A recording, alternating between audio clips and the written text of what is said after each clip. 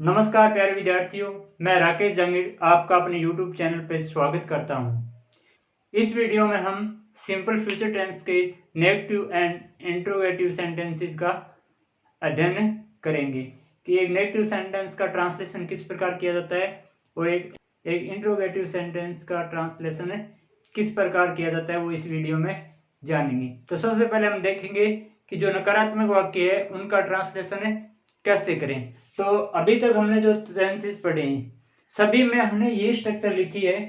Negative sentence की structure क्या होगी? तो सबसे पहले आप क्या लगाएंगे? सब्जेक्ट, उसके बाद हेल्पिंग वर्ब, उसके बाद नोट, उसके बाद मैन वर्ब, उसके बाद ऑब्जेक्ट, उसके बाद कोई समय या स्थान सूचक शब्द हो तो वो लिखेंगे। इस टेंस की हेल्पिंग वर्ब्स क्या होंगी? सेल और विल। इस टेंस की ऑक्सिलरी वर्ब हो गई सेल और विल। अब फर्स्ट पर्सन प्रोनाउन आई और वी के साथ क्या लगा देंगे? सेल लगाएंगे और बाकी सभी सब्जेक्ट्स हैं उनके साथ हम क्या लगाएंगे? विल लगाएंगे। तो पहला सेंटेंस देखते हैं क्या है। वह तुम्हारे साथ नहीं जाएगा। इस सेंटेंस में आप देखेंगे ये फ्यूचर इंडेफिनिट टेंस का सेंटेंस है। तो इसमें देखेंगे जाएगा क्या होगी? वर्ब। कौन जाएगा? वह क्या हो जाएगा? सब्जेक्ट। ठीक है, इस वाक्य में ऑब्जेक्ट है नहीं। ठीक है, आगे दूसरा शब्द दे रखा है इसमें तुम्हारे साथ। इसकी इंग्लिश बन जाएगी विद यू। नहीं आया, इट मीन्स ये कौन सा सेंटेंस है? नेगेटिव सेंटेंस है। तो इसकी स्ट्रक्चर ये होगी। इस स्ट्रक्चर पे इसको बनाएंगे। तो सबसे पहले हमें लिखना है सब्जेक्ट। सब्जेक्ट हमारा क्या हो गया? ही हो गया। तो सबसे पहले हमने लिखा सब्जेक्ट ही के साथ हेल्पिंग वर्ब क्या आएगी? शैल और विल में से विल। तो ही विल। उसके बाद क्या लगा देंगे? नोट। He will note. जाना क्या होता है? गो। तो ही विल नोट। आगे क्या है? तुम्हारे साथ। तो तुम्हारे साथ की इंग्लिश क्या बन जाएगी? With you. He will not go. He will not go with you. तो इस प्रकार हमने एक नेगेटिव सेंटेंस को बना सकते हैं। हमने इस स्ट्रक्चर के हिसाब से बनाया। देखो आप इसको, सबसे पहले सब्जेक्ट लिखा, उसके बाद हेल्पिंग वर्ब, उसके बाद नोट, उसके बाद मैन, उसके बाद रिमेनिंग पार्ट्स लिख दिया विद यू। अब अगला सेंटेंस देखेंगे। हम अमन की सहायता नहीं करेंगे। हम अमन की सहायता नहीं करेंगे, ये भी नेगेटिव सेंटेंस है। तो सहायता करेंगे, ये तो क्या हो गई? सहायता करना, तो क्या हो गई? वर्ब। ठीक है, और कौन करेंगे? हम क्या हो गया? सब्जेक्ट। और जिसकी सहायता की जाती है वो क्या होता है? ऑब्जेक्ट। तो अमन इस वाक्य क्या हो गया? ऑब्जेक्ट हो गया। अब आप क्या करेंगे? सबसे पहले क्या लिखेंगे? सब्जेक्ट लिखेंगे। तो सब्जेक्ट हमारा क्या हो गया? वी के साथ हेल्पिंग वर्ब क्या आएगी? वी के साथ लिखेंगे सेल। We cell. उसके बाद आपको क्या लगाना है? हेल्पिंग वर्ब के बाद लगाना है नोट। We shall note. सहायता करना, वर्ब की फर्स्ट फॉर्म लिख देंगे help. We shall not help. Object क्या हो जाएगा? Aman. We shall not help Aman. तो हमने क्या किया? सबसे पहले क्या लिखा? सब्जेक्ट, उसके बाद हेल्पिंग वर्ब, उसके बाद नोट, उसके बाद मैन वर्ब, उसके बाद ऑब्जेक्ट। तो एक नेगेटिव सेंटेंस के स्ट्रक्चर से आप इसको आराम से बना सकते हैं। वे आज फुटबॉल। अगला सेंटेंस क्या है? अगला सेंटेंस है वे आज फुटबॉल नहीं खेलेंगे। तो इस वाक्य में खेलेंगे, तो ये तो क्या होगी? वर्ब। कौन खेलेंगे? वे, ये क्या हो गया? सब्जेक्ट। क्या खेलेंगे? फुटबॉल, ये क्या हो गया? ऑब्जेक्ट। नहीं आया, इसमें नेगेटिव सेंटेंस है। आज ये समय सूचक शब्द है, इसको ऑब्जेक्ट के बाद लिख देंगे। या इस आज की इंग्लिश आप स्टार्टिंग में भी लिख सकते हो। अभी क्या करेंगे? सबसे पहले लिखेंगे सब्जेक्ट। सब्जेक्ट हमारा क्या हो गया सेंटेंस का? दे। ठीक है, दे के साथ हेल्पिंग वर्ब क्या लगेगी? Will. They will not play. They will not play. Object लिखेंगे football. They will not play football आज। तो क्या हो जाएगा? टुडे। तो इस प्रकार हमने क्या लिखा? सब्जेक्ट लिखा, helping verb, not, man verb, object और रिमेनिंग पार्ट से लिख दिया। तो इस प्रकार हम नेगेटिव सेंटेंस का ट्रांसलेशन कर सकते हैं। नेगेटिव सेंटेंस की स्ट्रक्चर है वो सभी टेंसेस में क्या रही है? अभी तक पढ़े हैं उनमें समान रही है। इंट्रोगेटिव सेंटेंस की स्ट्रक्चर दो तरीके की होगी। दो तरीके मतलब एक तो होंगे यस नो क्वेश्चन जिनका उत्तर हम हाँ या ना में दे सके। तो यस नो क्वेश्चन की स्ट्रक्चर क्या होगी, जो वाक्य क्या से शुरू हो और जिसका उत्तर हम हाँ या ना में दे सकें, उसकी स्ट्रक्चर होगी आप सबसे पहले हेल्पिंग वर्ब लगाओ, उसके बाद सब्जेक्ट लिखो, उसके बाद मैन वर्ब, उसके बाद ऑब्जेक्ट, फिर कोई बचा हुआ भाग है वो लिख दो। दूसरी स्ट्रक्चर क्या होगी, दूसरी स्ट्रक्चर होगी प्रश्नसूचक शब्दों वाली, मतलब WH वर्ड से शुरू होने वाले सेंटेंसेस। उनमें क्या होगा, जो WH वर्ड प्रश्नसूचक हिंदी सेंटेंस में आया है उसको इंग्लिश में सबसे पहले लिखेंगे। तो सबसे पहले आपको WH वर्ड लिखेंगे, उसके बाद हेल्पिंग वर्ब लिखेंगे, और उसके बाद सब्जेक्ट, उसके बाद मैन वर्ब, उसके बाद ऑब्जेक्ट, उसके बाद रिमेनिंग पार्ट्स। तो WH वर्ड्स की स्ट्रक्चर में और यस नो क्वेश्चन वाली स्ट्रक्चर में कोई अंतर नहीं है, सिर्फ आपको WH वर्ड पहले लगा देना है। अब WH वर्ड्स में आपको ये ध्यान रखना है, कुछ सेंटेंस ऐसे बनेंगे जिसमें स्ट्रक्चर काम नहीं करेगी। काम करने का मतलब इसको आपको समझना है। जैसे मान लीजिए किसी सेंटेंस में सब्जेक्ट पूछा गया है तो उसमें आपको सब्जेक्ट नहीं मिलेगा, किसी सेंटेंस में ऑब्जेक्ट पूछा गया है तो उसमें आपको ऑब्जेक्ट नहीं मिलेगा। तो थोड़ी थोड़ी सेंटेंस स्ट्रक्चर है वो चेंज होती जाएगी। जो हमने प्रीवियस वीडियो में जो टेंस पढ़े हैं उनमें उस प्रकार के सेंटेंस बनाए हैं, कुछ इसमें भी है। तो हम धीरे धीरे वो सेंटेंस आएंगे और सीखते जाएंगे। सबसे पहले सेंटेंस क्या है, क्या वह एक गाना गाएगा। तो इसका उत्तर हम हाँ या ना में दे सकते हैं, क्योंकि वाक्य किससे शुरू है, क्या से शुरू है, क्या वह एक गाना गाएगा। तो इस सेंटेंस में आप देखेंगे गाएगा हो गई वर्ब, एक गाना क्या हो गया ऑब्जेक्ट, और वह क्या हो गया सब्जेक्ट। वाक्य क्या से शुरू हुआ है, इसका मतलब हम इस स्ट्रक्चर को फॉलो करेंगे। इस स्ट्रक्चर के हिसाब से सबसे पहले आपको लगानी है हेल्पिंग वर्ब। तो हेल्पिंग वर्ब इस टेंस में सब्जेक्ट आया ही, इस वाक्य का सब्जेक्ट क्या है ही के अकॉर्डिंग क्या लगा देंगे विल, ही के अकॉर्डिंग क्या लगा देंगे विल। सबसे पहले हमने लिखी हुई हेल्पिंग वर्ब, उसके बाद हम क्या लिखेंगे सब्जेक्ट, सब्जेक्ट हमारा क्या हो गया ही, विल ही। अब मैन वर्ब क्या है इसकी गाना sing, will he sing a song, will he sing a song. तो इस सेंटेंस में आप देखेंगे सबसे पहले हमने लिखा हेल्पिंग वर्ब, उसके बाद सब्जेक्ट, उसके बाद मैन वर्ब, उसके बाद ऑब्जेक्ट। तो हमने इस स्ट्रक्चर को फॉलो किया है। अगला सेंटेंस है क्या हम आज उससे मिलेंगे। इस सेंटेंस में आप देखेंगे मिलेंगे क्या होगी वर्ब होगी, कौन मिलेंगे हम, ये क्या हो गया सब्जेक्ट, और किससे मिलेंगे, जिससे मिलेंगे वो क्या हो जाएगा ऑब्जेक्ट। ये क्या है समय सूचक शब्द है, तो इसको हमें ऑब्जेक्ट के बाद लिख देंगे। वाक्य किससे शुरू हुआ है, क्या से शुरू हुआ है। तो इस सेंटेंस स्ट्रक्चर के हिसाब से इसको बनाएंगे। तो सबसे पहले लिखेंगे हेल्पिंग वर्ब। इस सेंटेंस का सब्जेक्ट क्या है वी के अकॉर्डिंग हेल्पिंग वर्ब क्या आ जाएगी सेल, सेल वी।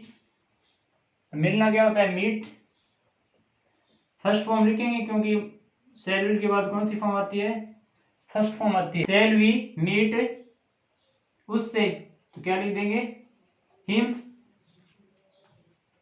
आज तो इंग्लिश क्या बन जाएगी टुडे। ये हमने सबसे पहले क्या लिखी हेल्पिंग वर्ब, उसके बाद क्या लिखा सब्जेक्ट, उसके बाद क्या लिखी मैन वर्ब, उसके बाद क्या लिखा ऑब्जेक्ट, उसके बाद जो समय सूचक स्थान सूचक शब्द बचेंगे उनको रिमेनिंग पार्ट्स के रूप में लिख देंगे। तो इस प्रकार हम क्या से शुरू होने वाले सेंटेंसेस का ट्रांसलेशन है कर सकते हैं। अगला हमारा सेंटेंस है वहां तुम्हारी सहायता कौन करेगा। इस सेंटेंस में सब्जेक्ट पूछा गया है, तो सहायता करेगा ये तो क्या हुई वर्ब, किसकी सहायता करेगा, जिसकी सहायता की जाती है वो क्या होता है ऑब्जेक्ट। तो तुम्हारी यहाँ क्या हो गया ऑब्जेक्ट, ठीक है। अब कौन WH वर्ड है, इससे क्या पूछा गया है सब्जेक्ट पूछा गया है, और ये समय सूचक स्थान सूचक शब्द है वहां, तो इसको ऑब्जेक्ट के बाद में लिखा जाएगा। तो सबसे पहले हम इस WH वर्ड की इंग्लिश लिखेंगे, इस स्ट्रक्चर को फॉलो करते हुए बनाएंगे। तो सबसे पहले हमने क्या लिखा WH वर्ड कौन की इंग्लिश क्या बन जाएगी हु, कौन की इंग्लिश क्या बन जाएगी हु। अब आप ये देखेंगे कि हेल्पिंग वर्ब लगाएंगे, WH वर्ड के बाद क्या लगानी है हेल्पिंग वर्ब। अब हेल्पिंग वर्ब किसके अकॉर्डिंग लगती है सब्जेक्ट के अकॉर्डिंग लगती है। इस सेंटेंस में सब्जेक्ट पूछा गया है सब्जेक्ट है नहीं, तो हम क्या करेंगे, तो फिर हम क्या लगा देंगे विल लगा देंगे। इस सेंटेंस में हेल्पिंग वर्ब क्या लगेगी विल।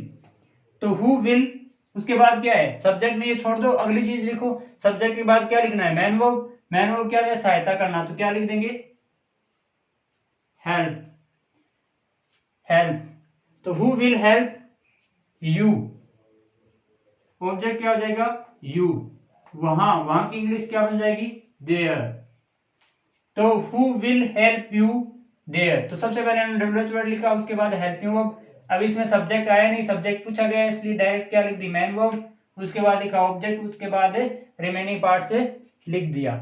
अगला सेंटेंस है हमारा, वह अपनी कार क्यों बेचेगा। तो यहां आप देखेंगे बेचेगा क्या हुई, वर्ब, और कौन बेचेगा, वह, ये क्या हो गया सब्जेक्ट, क्या बेचेगा अपनी कार, ये क्या हो गया ऑब्जेक्ट, और क्यों इसमें क्या हो गया डब्ल्यूएच वर्ड। तो इसमें क्वेश्चन वर्ड है क्यों, क्यों की इंग्लिश क्या बनेगी, वाई। तो इस स्ट्रक्चर के हिसाब से बनाएंगे, सबसे पहले लिखना है आपको डब्ल्यूएच वर्ड, तो डब्ल्यूएच वर्ड क्या हो गया, वाई। अब हम क्या लगाएंगे, हेल्पिंग वर्ब। इस सेंटेंस का सब्जेक्ट क्या हो जाएगा, ही के अकॉर्डिंग हेल्पिंग वर्ब क्या लगेगी, विल। वाई विल सब्जेक्ट हमारा क्या है, ही, वाई विल ही। इसके बाद हम क्या लिखेंगे, वर्ब। तो इस वाक्य की वर्ब क्या है, बेचना, बेचना क्या होता है, सेल। तो वाई विल ही सेल अपनी कार, तो क्या हो जाएगा, हिज कार। सब्जेक्ट ही है इसलिए क्या हो गया, हिज कार। तो why will he sell his car, वह अपनी कार क्यों बेचेगा। इस सेंटेंस में देखो डब्ल्यूएच वर्ड है, उसके बाद हेल्पिंग वर्ब है, उसके बाद सब्जेक्ट, उसके बाद मैन वर्ब, उसके बाद क्या लिख दिया हमने, ऑब्जेक्ट लिख दिया। अगला सेंटेंस है, तुम नई पुस्तकें क्यों नहीं खरीदोगे। इस सेंटेंस को आप जरा समझेंगे। इसमें नहीं भी है और डब्ल्यूएच वर्ड भी है, ये नकारात्मक और प्रश्नवाचक वाक्य साथ में दिया हुआ है। तो इसकी स्ट्रक्चर क्या होगी, स्ट्रक्चर तो यही होगी। अब आपको ध्यान रखना है कि नोट लगाना है, तो नोट आप सब्जेक्ट के बाद लगा सकते हो और सब्जेक्ट से पहले लगा सकते हो। अगर आप सब्जेक्ट से पहले नोट लगाओगे तो वो जो हेल्पिंग वर्ब है उसको फिर नोट के साथ कॉन्ट्रैक्टेड फॉर्म में लिखना पड़ेगा, ठीक है। और अगर आप सब्जेक्ट के बाद लगाओगे तो आप अकेले नोट को लिख सकते हैं। तो रिटन इंग्लिश में ज्यादा सही यही है कि आप सब्जेक्ट के बाद नोट लगा दो। अगर आप पहले लगाना चाहोगे तो उसमें आपको कॉन्ट्रैक्टेड फॉर्म में लिखना पड़ेगा। तो चलिए देखते हैं इसको कैसे बनाते हैं। तो सबसे पहले क्या लिखेंगे, डब्ल्यूएच वर्ड। तो इस सेंटेंस का डब्ल्यूएच वर्ड क्या हो गया, वाई, ठीक है। उसके बाद सब्जेक्ट क्या है, तुम के अकॉर्डिंग मतलब हेल्पिंग वर्ब क्या लगेगी, विल। वाई विल यू, उसके बाद क्या लगा देंगे, not. Why will you not, खरीदना क्या होता है, buy. Why will you not buy नई पुस्तकें, new books. Why will you not buy new books. इस सेंटेंस में आप देखेंगे कि अगर हम नोट को यहां लगाना है, मतलब सब्जेक्ट से पहले अगर लेके आएंगे तो फिर इसको हेल्पिंग वर्ब के साथ कॉन्ट्रैक्टेड फॉर्म में लिखना होगा। तो विल नोट का क्या बन जाएगा, विल नोट का फिर बनेगा वोंट, ठीक है। अगर आप ये नोट यहां नहीं लगाकर यहां लगा रहे हो तो आप ये नोट यहां नहीं लगाकर सब्जेक्ट से पहले लिख रहे हो, तब आप उसको क्या लिखोगे, कॉन्ट्रैक्टेड फॉर्म में लिखोगे, अन्यथा आप सब्जेक्ट के बाद नोट लगाओगे। अगला सेंटेंस, आप अपने जन्मदिन पर किसको आमंत्रित करोगे। तो आमंत्रित करना तो क्या होगी, वर्ब, कौन करेंगे आप, ये क्या हो गया सब्जेक्ट, ठीक है। और किसको से क्या पूछा गया, ऑब्जेक्ट पूछा गया, किसको, इसमें क्या हो गया डब्ल्यूएच वर्ड, ये क्या हो गया समय, ओकेजन, ठीक है। तो सबसे पहले हम क्या लिखेंगे, डब्ल्यूएच वर्ड की इंग्लिश लिखेंगे। किसको की इंग्लिश क्या हो जाएगी, किसको की इंग्लिश क्या हो जाएगी, whom। उसके बाद आप हेल्पिंग वर्ब लगाएंगे। सब्जेक्ट क्या है, यू के अकॉर्डिंग क्या लगेगी, हेल्पिंग वर्ब लगेगी विल। whom will you, हमने डब्ल्यूएच वर्ड लिखा, उसके बाद हेल्पिंग वर्ब लिखी, उसके बाद सब्जेक्ट लिखेंगे। उसके बाद क्या लिखना है, उसके बाद मैन वर्ब, आमंत्रित करना क्या हो गया, invite. whom will you invite, अपने जन्मदिन पर, तो क्या हो जाएगा, on your birthday, on your birthday. सबसे पहले हमने डब्ल्यूएच वर्ड लिखा, उसके बाद हेल्पिंग वर्ब, उसके बाद सब्जेक्ट, उसके बाद मैन वर्ब। ऑब्जेक्ट इसमें पूछा गया है, ऑब्जेक्ट इसमें है नहीं, तो जो रिमेनिंग पार्ट्स था उसको लिख दिया। तो इस प्रकार आप नेगेटिव एंड इंट्रोगेटिव सेंटेंसेस का ट्रांसलेशन कर सकते हो।